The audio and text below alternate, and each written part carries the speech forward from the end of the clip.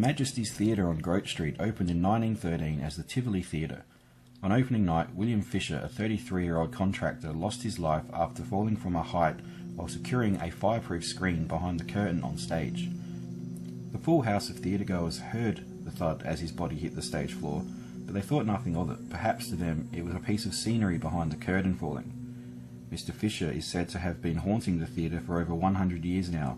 Reports of shadows, disembodied voices, and other strange goings-on. Over on King William Street, the Ambassador's Hotel is said to be haunted by a former staff member named Mary, who has been seen in the dining room. Across the road at the Adelaide Town Hall, Queen Adelaide, whose personal possessions are on display in an upstairs gallery, has been sighted by security guards and staff on occasion. Next door, at the Eidolon Apartment Hotel, Adelaide's former Treasury building, there have been reported sightings of former government workers going back to the early 1920s.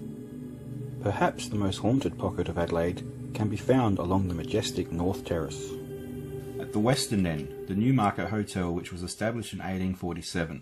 The building we see today was constructed in 1883 and has been a popular watering hole for over a century. It is allegedly haunted by a number of children who died in a fire inside the building. They have been seen and heard by multiple staff members and guests over the years. Further east we have the Holy Trinity Church, Adelaide's oldest church, allegedly haunted by a former parishioner who likes to shout Amen at inappropriate times. Further east we have a group of haunted buildings including the Migration Museum, Mortlock Library, South Australian Museum, Art Gallery, Mounted Police Barracks, and Adelaide University building, the Napier Building. At the eastern end of North Terrace we have the Royal Adelaide Hospital and historic Ayres House. North Adelaide has its fair share of ghostly goings-on too, with the Calvary Hospital on Strangeways Terrace, the home to Adelaide's first reported ghost, the Grey Lady, thought to be Lady Guja, who died on the site in the early 1840s. Other haunted buildings include the former Channel 9 studios on Tint Street, which are alleged to be haunted by a World War I soldier named Charlie. Honeywell House, now a doctor's surgery, is thought to be haunted by Mrs. Honeywell, who slit her own throat at the top of the staircase. Another of North Adelaide's haunted buildings is the North Adelaide Library and Community Centre. This building was constructed in 1883 and has been a focal point of the North Adelaide community ever since. At a wedding held at the hall, former Adelaide Lord Mayor William Bundy died after giving a speech. He was taken into a back room behind the stage where he passed away. Library staff report the sound of footsteps climbing the interior staircase and the rattling of chains, the mayor's former gold chains perhaps. Back to Adelaide and to the City Library, which is also said to be haunted. The former Harris Scarf's building used to be on the location, but was demolished to make way for the new building. It is alleged that a spirit haunts the elevators and the hallways on level 3 of this building and has done so since a man shot himself in Harris Scarf's on this level in the mid-1970s. He has been seen and heard regularly since. So that is just a few of the haunted buildings in Adelaide and North Adelaide. Now I'm going to present to you my top 3 haunted buildings in Adelaide.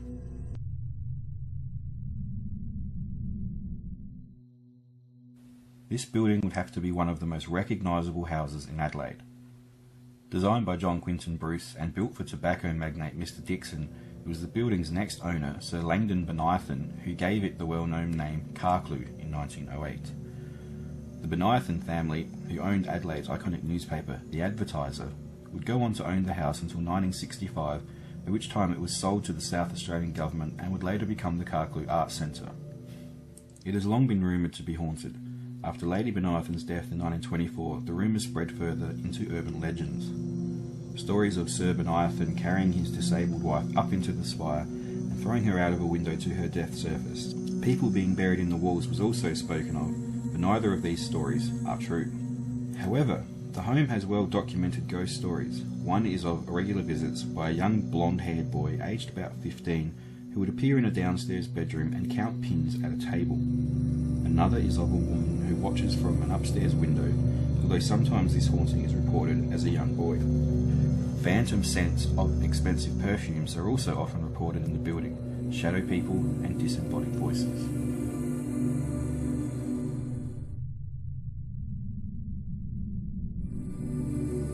The Adelaide Arcade was built in 1885 on land previously occupied by Mr. Gay's Furniture Warehouse and Barker and Chambers Horse Bazaar. both of which were amongst casualties of a large inferno that destroyed not only their premises but that of many adjoining properties. The Adelaide and Gaze Arcade took only 5 months to build.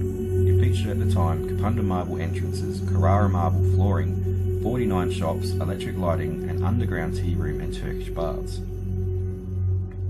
In 1887 an accident occurred in Shop 9, which at the time was the electrical generator room. The arcade caretaker, Mr. Francis Clooney, either fell or was pushed into the machinery, which crushed him in the most gruesome of deaths.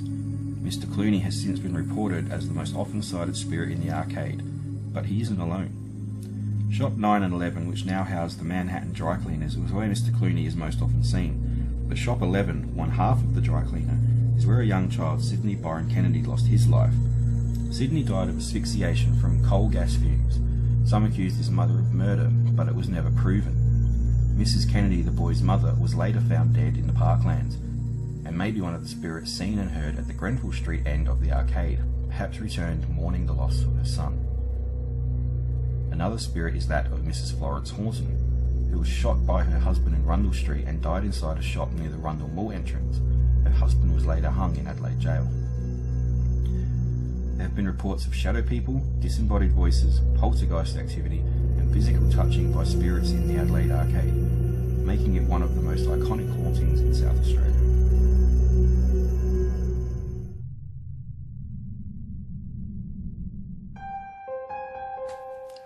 The Old Adelaide Jail is possibly the most haunted building in Adelaide. The jail opened on Christmas Eve 1841 with its first governor being William Baker Ashton. Ashton would later die in the office area above the Sallyport and entrance foyer. It is said that Ashton now haunts the jail and his heavy footsteps are often heard in the entry foyer and Sallyport, stomping through the offices above. There were 45 executions by hanging in the jail, and of those that died, many have returned to haunt the building. Sightings of the only female hung at Adelaide Jail, Elizabeth Woolcock, have happened in the Women's Yard. The hanging tower, where the last 4 executions took place, is said to be haunted by John Balaban. Former executioner Benjamin Ellis has also been sighted within the walls of the jail. An area that causes a lot of fear and paranoia for visitors is the Remand building, which has had paranormal activity such as disembodied voices, phantom footsteps and shadow people reported. The most haunted part of the Adelaide Jail is the new building, a wing that was built by prison labour in 1879, the A wing of which was used to execute 21 men, all of whom are buried nearby. In this section, people have reported being touched by unseen forces, being pushed, whispers, disembodied voices, shadow people, full-bodied apparitions and genuine paranormal interaction. Paranormal interactions with executed prisoners, Frederick Carr and other notorious men have been recorded here. But it's not just the prisoners that haunt this wing. A former guard has been sighted on the upper level and even spoken to tour guides. There have also been reports of soldiers being seen here, which is in fact in line with known history as the jail was used during World War II as a military detention camp. The Old Adelaide Jail shut its doors in 1988, making it the longest continuously running jail in Australia. With 45 executions and over 200 recorded deaths, from crime, suicide and disease, its reputation as Adelaide's most haunted building is probably well deserved.